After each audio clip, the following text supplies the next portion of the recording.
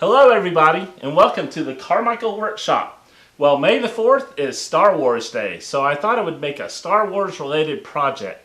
Now, I saw the original Star Wars movie when it opened in theaters in the 70s, and I'm having a little trouble remembering it, so it's kind of hard for me to come up with an idea for a project. What should I make? Hey, let's check that 70s box.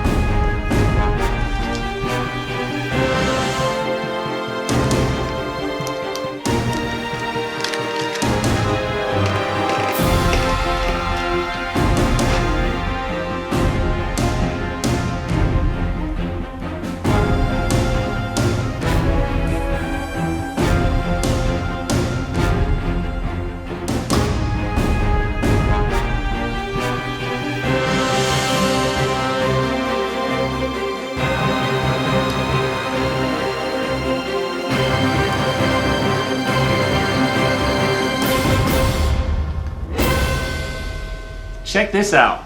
It's an R2-D2 Birdhouse. If you enjoyed this Star Wars project, then you're in for a real treat.